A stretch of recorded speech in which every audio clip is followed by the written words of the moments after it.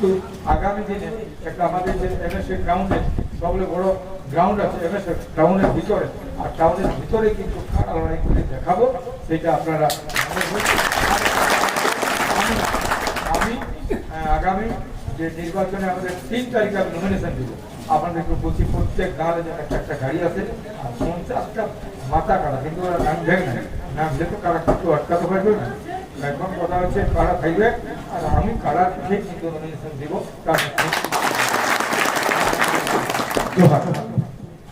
কারোর মাধ্যমে কেউ যেন এইরকম প্ররোচনা বা কেউ যেন প্ররোচিত না হয় যে একে ভাগ করা চলবে, আমরা এখানে যাব না ওখানে যাব না, আমরা অমুক করেছি, এটা যে না, আমি এটা অনুরোধ করছি আপনাকে মানব সংস্কৃতি রক্ষা কমিটিতে একদম ঐক্যবদ্ধভাবে সংগ্রাম করা সমস্ত চিন্তা ভাবনা নেবেন। আমি সেদিনও বক্তব্য রেখেছিলাম, যেদিন চিঠিটাতে হয় আমি চাই না কখনো কারণ নিজের হাতে যেটা তৈরি করেছি তাকে কোনোদিন কোন অবস্থায় এর বিভাজনে যেন শিকার না হয়, কেউ যেন বিভাজন না করে, এবং যে বিভাজন করবে সে কিন্তু জানবে এই মানব সংস্কৃতি যে একটা মানব সংস্কৃতি সে নিজের হাতে মানে কুহাত দিয়ে যেন কাটা হয় সেমনি করবে, এইটা আমি যেন করতে দিব। আমি চাই সবাই আমরা মানব সংস্কৃতি রক্ষা কমিটিতে থাকবো, এবং পরিষ্কার কথা আমার সঙ্গে আরেকজনের কারোর সঙ্গে কারো বিরোধ থাকতে পারে, ভাবনার কোনো বিরোধ থাকতে পারে, কিন্তু এখানে একটা জিনিস হচ্ছে মানব সংস্কৃতি রক্ষা কমিটি বহুত দিন থেকে চলছে, তাই আমি চাইছি এখানে সমস্ত আরো বৃহৎভাবে এই মানব সংস্কৃতিকে, যেমন ছৌ আছে, ঝুমুর আছে, আমাদের ছৌ ঝুমুর থেকে শুরু করে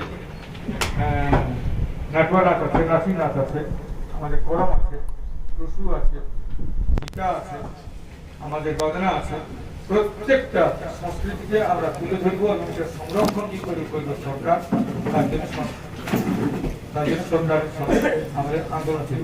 দেখুন আমরা বিগত দিনে প্রথম যখন আমাদের 2016 সালে 14 ডিসেম্বর আমাদের যখন টোটাল বন্ধ করে দেয় কারাগার, সেদিন আমরা যে ডেপুটেশন দিয়েছিল সেই ডেপুটেশন কপি কারণ উৎসাহবশত হয় নাই, আজকের হয় তো বহুদিনের পরে 2016 সালের সাথে এখানে আমি দাবিগুলো শুনে দিচ্ছি। মানব সংস্কৃতি রক্ষা করতে পুরুলিয়া জেলা শাখার উদ্যোগে 14 ডিসেম্বর 2016 বুধবার পুরুলিয়া জেলা শাসকের বন্ধ, এখানে সেই তফাতের সময় করে সেটা দাবিগুলো আছে।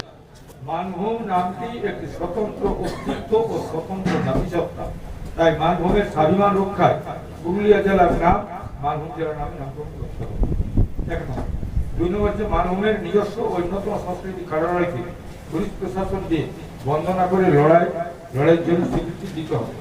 মানভূমের সংস্কৃতি গরম পরব, বান্না পরব, সংরয় টুসু পরব 3 দিন ছুটি ঘোষণা করে মানভূমের স্বাভিমান স্বতন্ত্র অস্তিত্বকে রক্ষা করতে হবে। মানভূমের আদিবাসী মূলবাসীদের অস্তিত্ব অর্থাৎ আর্থসামাজিক লক্ষ্যে জল, জমি, জঙ্গলের অধিকার, ঐতিহাসিক সংগ্রাম, ফসল সিএনটি অ্যাক্ট করতে হবে। কারার মালিক বা কারা প্রেমীদের উপর লাগু কেস মামলাগুলি অবৈধভাবে তুলে নিতে হবে। জয়। এটা আপনারা সবাইকে আপনারা এখান থেকে স্বরাজ দেখবেন অনেক লোকের একটা রোগ আছে, আর সেটা ওরা ধরে ছাড়া থাকে না, পাশাপাশি থাকে এই বিষয়টাকে চর্চা করতে এবং সবাই বক্তব্য রাখবেন।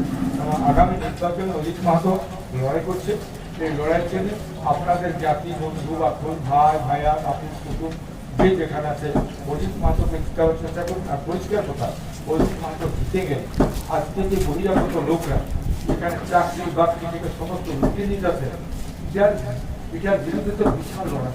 আজকে প্রাইমারি টিচার এখানে কারা কারা লোক নিতে আছে, কোনো পার্টি কিছু বলতে পারছে না। পার্টি বলতে না পারার কারণটা হচ্ছে ওই পার্টিটা ওই দিকে লেগছে, সেই জন্য এখানে নেতারা মানে পেটে মরে গেল আর বলতে পারছে না মনে, কারণ যেদিন 1000 লোক ঢুকে গেল সেদিন শান্তিরাম মাহাতো ছিল এখানে মন্ত্রী থাকাকালীন বিরোধ করতে পারল না, জেনে ওই পার্টিটা করে।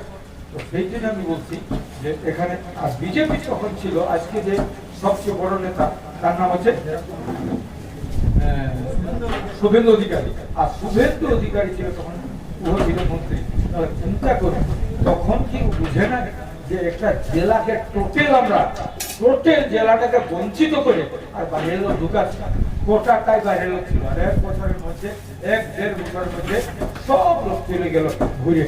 তাহলে ওরা শোষণ করার জন্য তৈরি আছে, কি শুভেন্দু অধিকারী আর কি আমাদের হাজিরা সমান। তাই আমরা বলবো কোন লোক মানব সংস্কৃতি রক্ষা করার জন্য কেউ এরা আসে নাই আর কেউ চায় না। আর আমি বলছি যে অজিত মাহাতো জিতবে, অজিত মাহাতোকে জিতার। আর আগামী দিনে পরিষ্কার ছাড়া ওরা আজও কিন্তু একটা শ্রেণীর মানুষ যারা নিজেকে আভিজাত্য দেখায়, যারা নিজেকে বড় লোক মনে করে, তারা এই সংস্কৃতিকে ঘৃণা করার চেষ্টা করে, নাচ শিক্ষায় তারা। আমি কিন্তু আগামী দিনে একটা আমাদের যে এমএসএ গ্রাউন্ডে সবচেয়ে বড় গ্রাউন্ড আছে এমএসএ টাউনের ভিতরে, আর টাউনের ভিতরে কিন্তু খাড়া লড়াই করে দেখাবো, সেটা আপনারা আমি আগামী যে নির্বাচনে আমাদের 3 তারিখে আমি নমিনেশন দিব। আপনাদেরকে বলছি প্রত্যেক গাঁলে যেন একটা গাড়ি আছে আর 50টা মাথা কাটা, কিন্তু ওরা নাম ভেঙে নেয়, নাম যেহেতু কারা কিছু আটকাতে পারবে না। এখন কথা হচ্ছে কারা থাকবে, আর আমি কারার পিছিয়ে কিন্তু নমিনেশন দিব।